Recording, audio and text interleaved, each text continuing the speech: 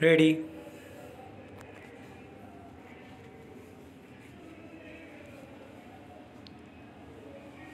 Start. भारतीय अर्थव्यवस्था को पटरी पर लौटते देखना एक बहुत सुखद अनुभव है। 3 सूचनाएं हैं जिनसे लगता है हम आर्थिक सुधार की ओर बढ़ रहे हैं।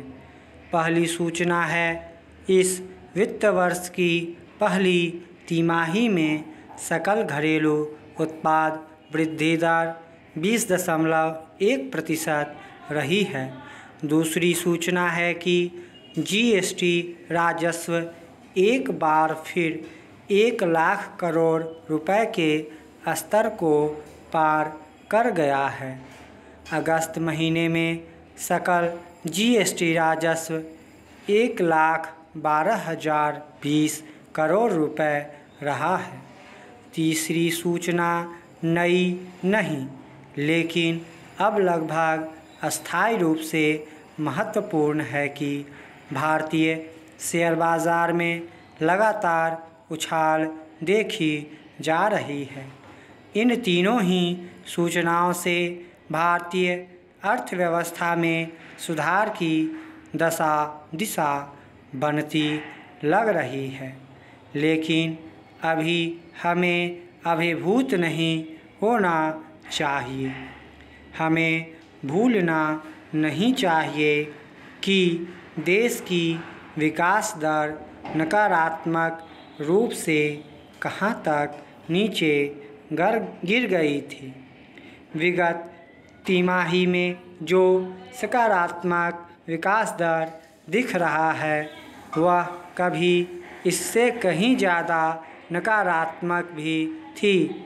वास्तविक कमाई के संदर्भ में कुल मिलाकर 32.4 ट्रिलियन रुपए बढ़े हैं, लेकिन तब भी हमारी अर्थव्यवस्था 2019-20 की समान तिमाही में अपने आकार को हासिल करने में नाकाम रही है।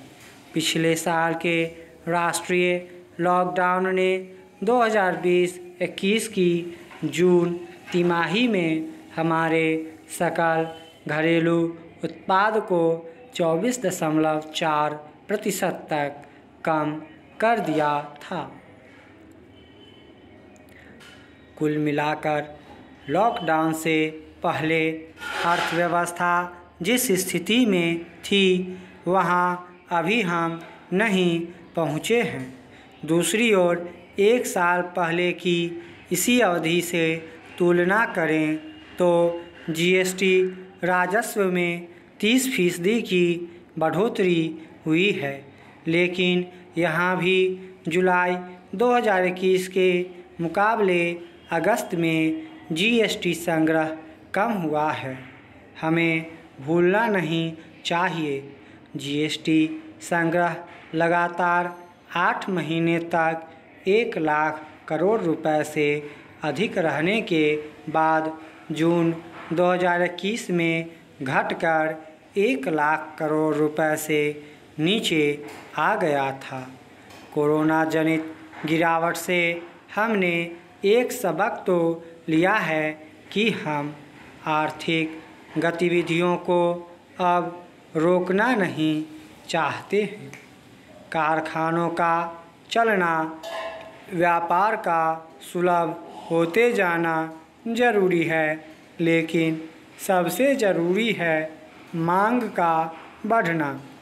लोगों के पास धन होगा या लोग खर्च करेंगे तो ही सकल घरेलू उत्पाद में वृद्धि होगी, व्यापार होगा, तभी जीएसटी संग्रह में भी उछाल आएगा।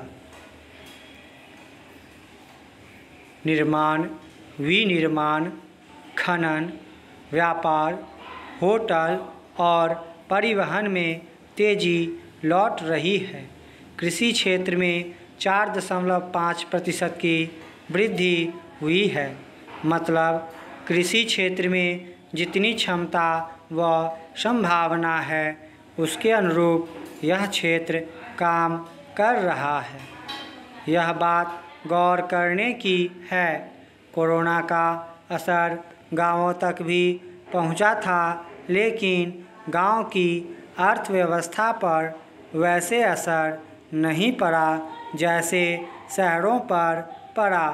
गांव और शहर के जिन व्यवसायों या उत्पादों ने अर्थव्यवस्था को संभाले रखा है, उन्हें चिन्हित करना चाहिए।